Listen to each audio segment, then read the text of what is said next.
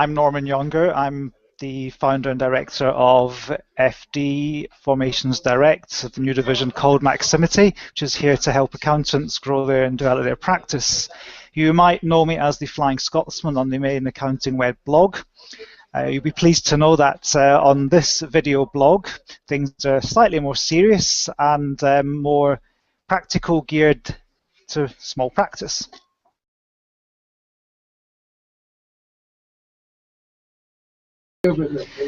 Well, the big topic of the day for accountants in practice is, surprise, surprise, January tax returns. We're heading towards the end of the month, and some of you will have probably had a nervous breakdown already. Those who haven't yet had, there's something to look forward to there.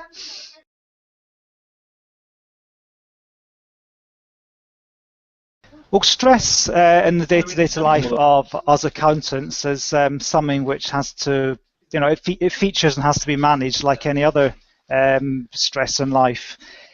But I think it's worthwhile pointing out at this stage something about stress and how I think it can be handled in a different manner.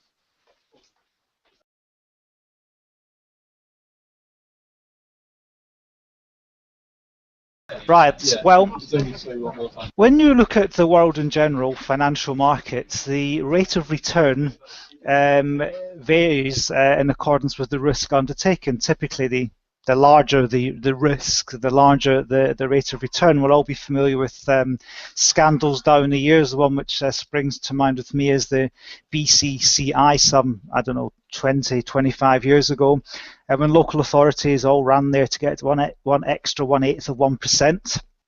My local authority included. I think they lost £6 million at the time, and they all got shafted. So even small amounts of increase in a rate of return can dramatically increase the risk. Now, the risk for accountants as human beings is human capital, not financial capital. So we look at that as stress. That the risk is how much stress you're willing to take on board and how much you're willing to put up with to earn a given amount of money.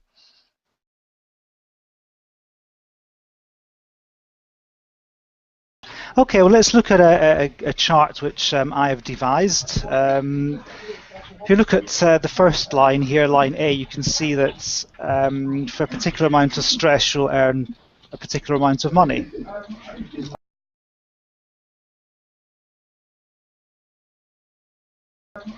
Or put another way, to earn that amount of money, you're going to put up this amount of stress. Let's add line B, and you can see here for the same stress levels we're earning more money.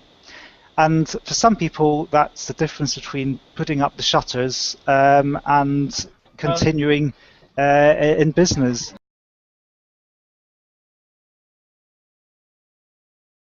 Let's make it a wee bit more interesting by adding line C.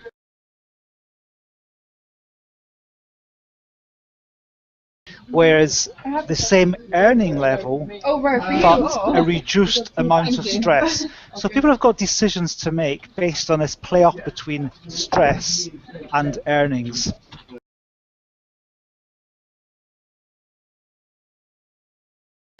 Right, the decision point, the tipping point, if you like, is a gut feeling. You know if you're overstressed. Now, let's get this clear. Some guys out there, some of us, we thrive on a certain level of stress. You know, sitting on holiday, twiddling your thumbs on the beach, you're getting, you need some action. But let's look at most people.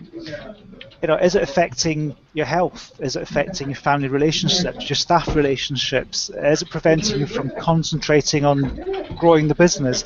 So I think the end of January is a good time to take stock and reevaluate the work-life balance.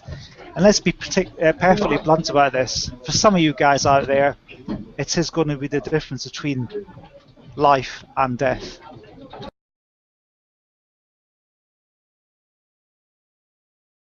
Okay, so listen, ladies and gentlemen, this is a blog. You're welcome to send me in your thoughts. You might want some help, some advice. You can either fill it in on the blog, you can drop me a line, phone me, all the contact details are on the screen. We're happy to help. you know, lift a phone to us, have a chat. There's no charge for having that chat. If we can help you, we're more than happy to do so. If you need a formal plan put into place, we'll develop something for you, and perhaps you know, we can move on to a commercial footing. But you're not alone out there. There are people and organisations who can help you, and FD Maximity is one of these. Look forward to hearing from you.